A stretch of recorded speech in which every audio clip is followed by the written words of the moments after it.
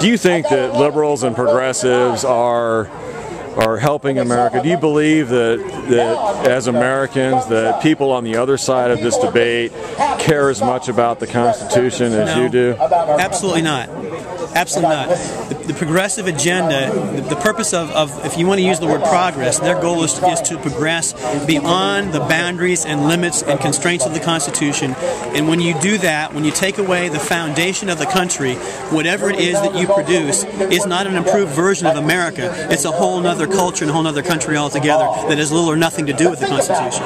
Okay, well, all right, how does that fit in with the elastic clause, the necessary and proper clause? Do you think the Founding Fathers understood that the country would grow and change and that government would need to grow and change with it, or do you oppose that interpretation of the necessary and proper clause?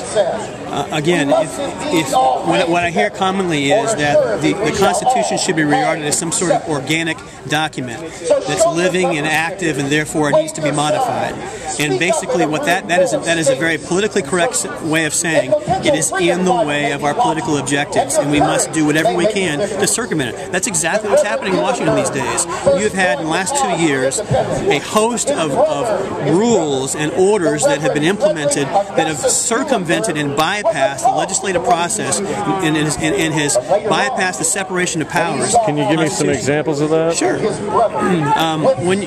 Where's the constitutional authority to have 45 or 50 or 55, whatever the number is of the week, to have so-called czars in this country? That term should offend America. We no longer have representatives in Washington. We have dukes and duchesses up there, and we have people who have a tremendous amount of power in a number of spheres of our lives, who are unelected officials, whose power has been given to them from above, not from below, from where the people are.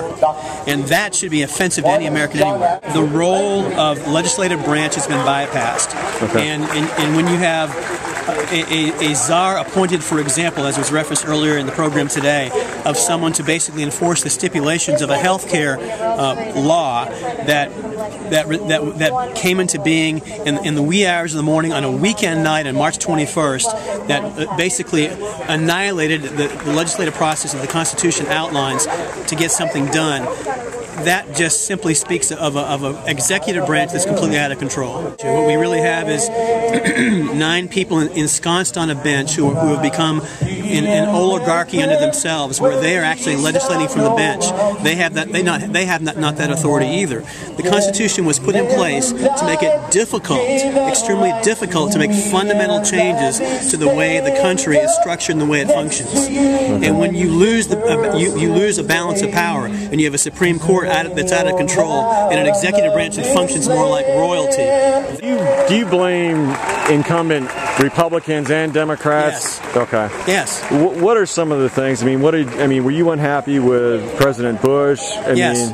What made you unhappy about President Bush? The reason I became involved in this movement is because it really began in the fall of 2008, when the original TARP funds were distributed. Right. $400-some-odd billion to bail out any of a number of things. Right. There's a laundry list of things, and that led me to believe that this was an abuse of either presidential or congressional authority, or both.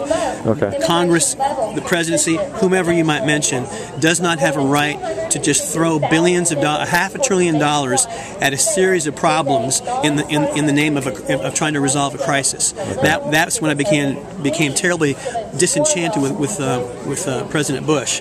And it doesn't matter whether someone has an R or a D or an I after his or her name. If we're going to try to spend our way out of debt, it's not happening. Enumerated powers. We have the legislative branch, the executive branch, and the judicial branch.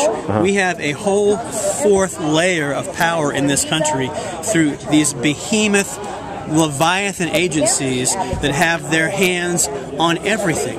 Government, quite frankly, in every area of our lives is simply too great. How in the world did this country survive for 150, 175 years without them? Is what I'd like to know. So if you could narrow the cabinet down, what would it be? Department of Defense, Department of State, any others that you'd include in that? The Department of Education needs to go. Are you kidding me? No, I was saying you would keep the Department of Defense and you would keep Department of State, maybe, or not even those. I think that if you go back to the way things were originally envisioned and structured, we'd be a whole lot better off. Okay, so Department of Energy gone, Department of Education gone. You know what the purpose of the Department of Energy was when it was created in the 1970s? Was to reduce our dependence upon foreign oil. Right. We are far more dependent on foreign oil now than we were at the inception of that department. It is funded at the tunes of tens of billions of dollars a year to do what? To take your money and mine and to not accomplish the purpose for which it was intended. This is what happens when you put the government in charge of something. It doesn't fix it. My biggest concern is the centralization of power to Washington. The farther you remove power from the people and the more you centralize it off in the distance someplace, the less responsive and the less responsible those people are. So do you think the environmental law should be handled by the states? You take care of those things locally. Okay. Are you trying to push power down to the states and have states do what the federal government formerly did, or do you just want less government altogether? I want less government at the national level. I want to see the states allowed to basically look out for and take care of themselves. I'm sure you recall that when the revolution was won after an 8.5-year war, these states did not see themselves as states. They really saw themselves as sovereign entities. And they decided to form a union for the purpose of defense, and so they could interact commercially in a seamless manner. And what we have now is too many powers usurped at the national level, and progressively more and more taken away from us locally. My concern is, and this is the reason why we're involved here, is because we have 535 people in Washington who are supposed to be making these decisions. Okay. And this has less to do with Obama than it does with a legislative branch that has gone awry, and in many cases has abdicated its role. Okay. Are you supporting Rand Paul then in the election? To the degree that he espouses constitutional principles, to that degree will we support him. Okay. Who else are you supporting? Mr. Lally and Mr. Lally will be here, who is the congressional candidate from the 3rd District, and he is himself an avowed constitutionalist. He will vote conservatively. He will vote for the interests of the people in Louisville and in the 3rd District, and not for his own, not to promote special interest and to make Washington bigger and fatter than it already is. Okay. That's the purpose. To whatever degree a candidate will agree to support limited constitutionally-based government, to that degree will we support it. Okay, just to wrap this up, is there anything you would like to tell the viewers about the Tea Party? If you were stuck in an elevator with a progressive like myself, and I'm a progressive, what would you do in that elevator ride to change my mind and get me to come over to your side? What would you say? I would ask you if you thought we could spend our way out of debt. I would ask you if you believe we could tax our way into prosperity. If anyone answers yes to either of those questions, that their answer is fiscally insane.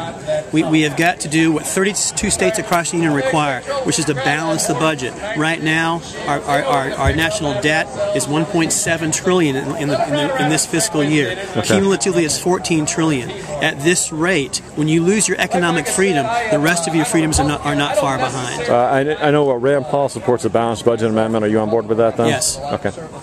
All righty. Well, Dan, it's been a pleasure. Thank you so much. Thank you.